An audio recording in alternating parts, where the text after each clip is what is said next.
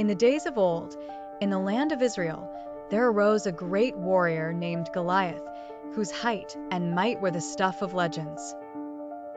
Clad in gleaming armor, with a spear that seemed to pierce the heavens and a shield that rendered the bravest hearts to quiver, he was a terror to behold.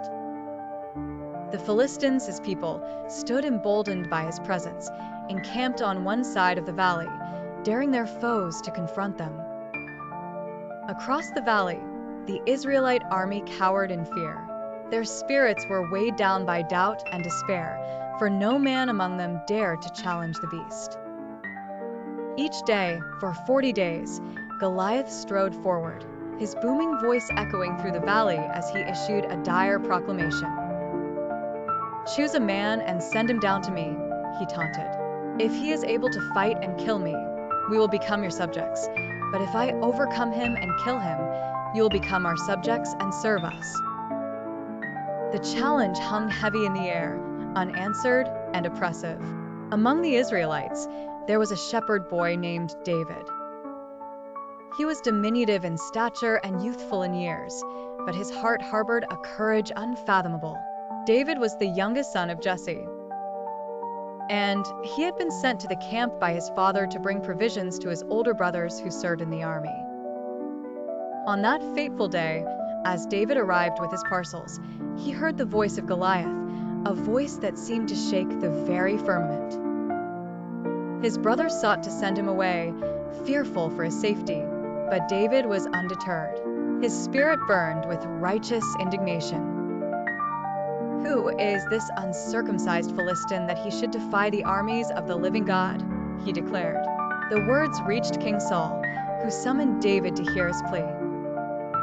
Before the king, David spoke with a fervor uncharacteristic for one so young. "Let no one lose heart on account of this Philistine. Your servant will go and fight him," he said. King Saul, taken aback, offered his own armor to the boy, but David rejected it. The weight and size were cumbersome, for David trusted not in the trappings of war, but in the strength of his faith and the skill in his hands. With his staff in hand and 5 smooth stones chosen carefully from the brook, David approached the battlefield. Goliath's laughter rang out as the giant beheld the unarmed youth.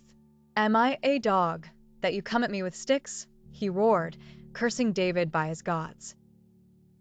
But David, steadfast and fearless, responded, "You come against me with sword and spear and javelin, but I come against you in the name of the Lord Almighty, the God of the armies of Israel, whom you have defied. This day the Lord will deliver you into my hands, and I'll strike you down and cut off your head." With a swift motion, David placed a stone in his sling and hurled it with precision. The stone struck Goliath on the forehead, and the giant fell to the ground with a thunderous crash. The Philistines stood in stunned silence as David ran forward, seized Goliath's sword, and beheaded the fallen warrior.